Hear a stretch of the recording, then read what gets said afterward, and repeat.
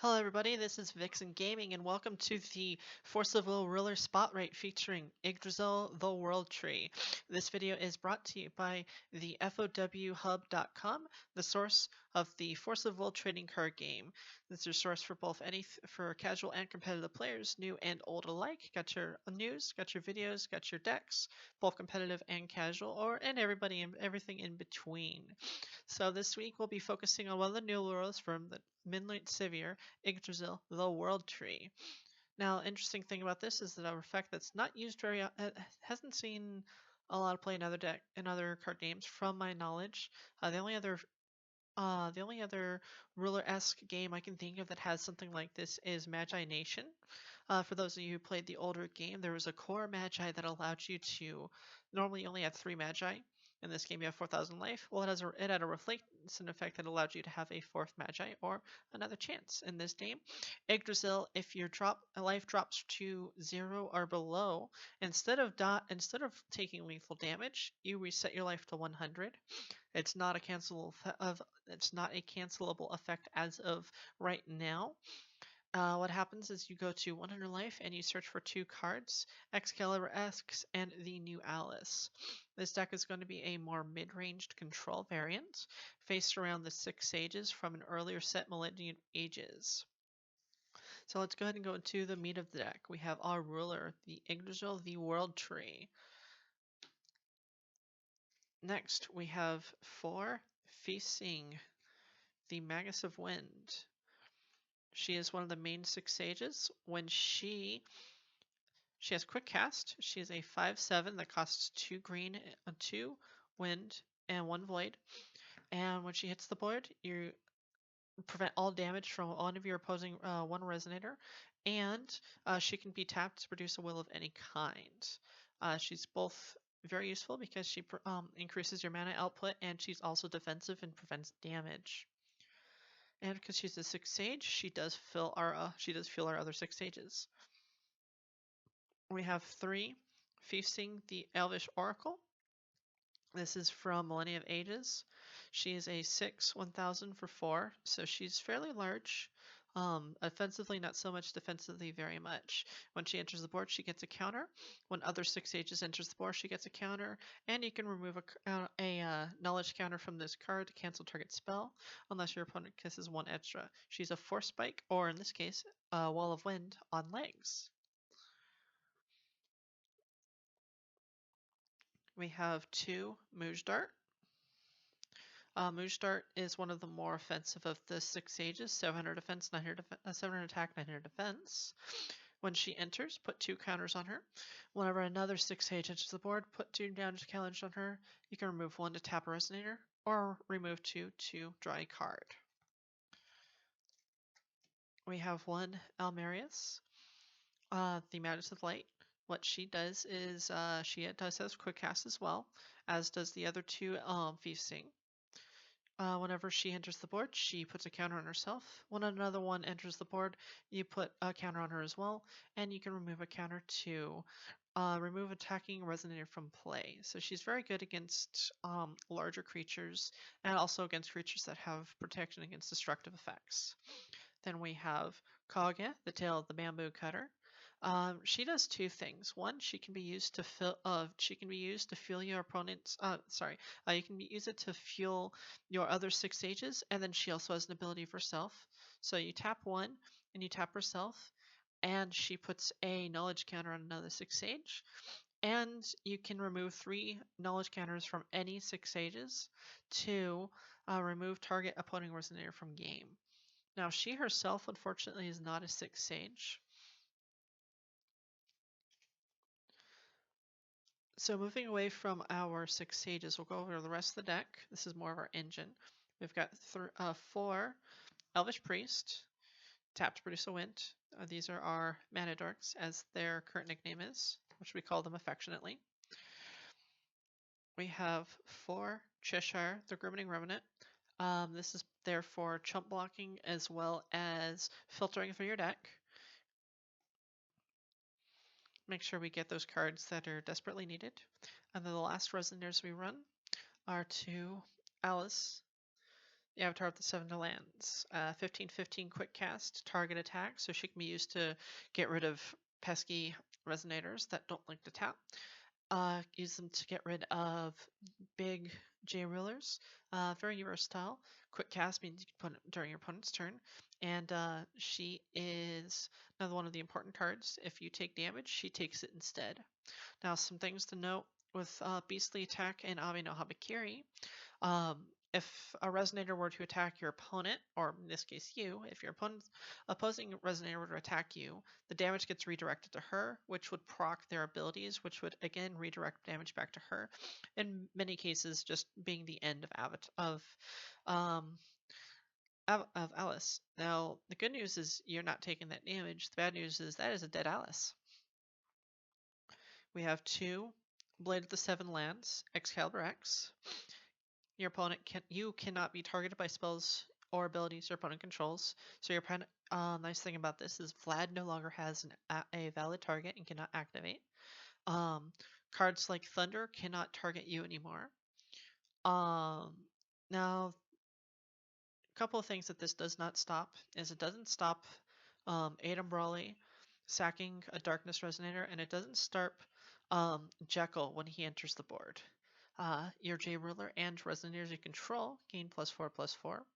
And whenever your J Ruler or an Avatar of the Lands becomes targeted by a spell or ability, the controller has to pay an additional 2. Now that does say that any spell or ability, so that does mean you too.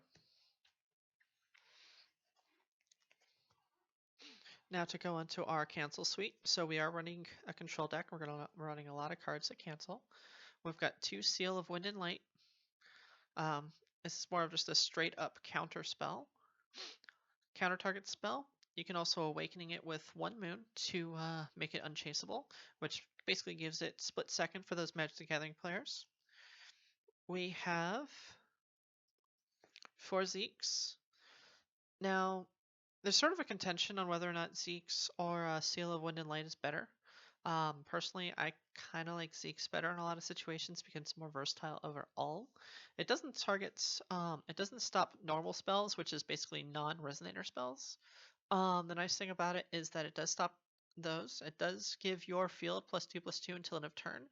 It also can be used to give something untargetable, and you can also use it to shuffle either player's discard pile back into the deck. We have 4 Wall of Wind, which is like 4 Spike for Magic the Gathering. It's also like our Feasting the Elvish Oracle.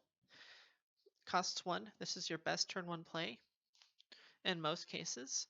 Just the threat of it completely changes how your opponent plays. So it's very nice. You can even bluff it. Just even if you have a turn 1 Cheshire or something like that, a lot of times just keeping a green open and ending your turn, or keeping a moon open and ending your turn, is a very valuable play because it's a matter of how you play. Part of it's also you have to gauge your opponent. Are they an aggressive player? Are they a passive player? Can you bluff the Wall of Wind? Do they really want to risk it against weaker players? They might just go for it anyways. So keep a gauge on your opponent, and it can really change how the deck plays. We have 2 Foment of the World Tree. Now, because we are a 6 Ages deck, there are times where you're going to draw into cards that you don't really want to see. The nice thing about this is this can reset your hand.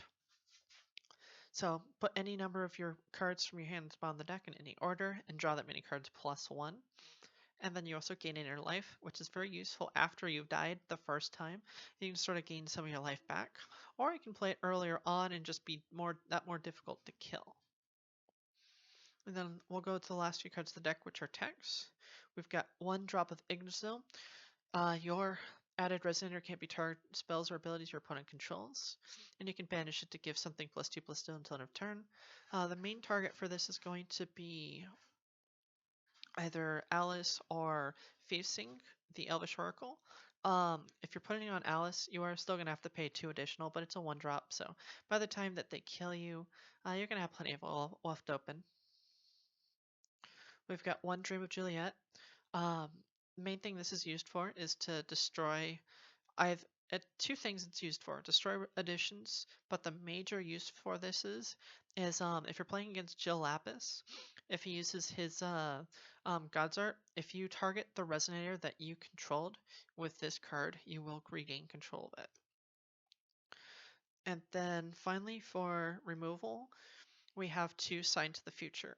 Now, early game especially, we're not going to have much of a board presence, especially not if they play cards, lots of field wipes. So this is very useful in getting rid of big choice threats.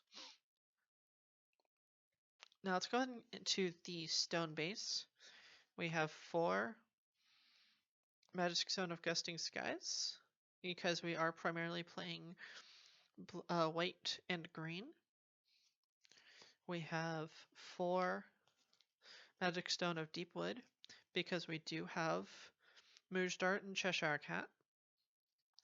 And we're playing 2 Magic Stone of Moonshade, both as a mana fixer and as a moon for our Seal of Wind and Light. So to go over a couple of key things about the deck, the main things that we're trying to keep on the board are Kaguya, Mooge Dart, and Feasting.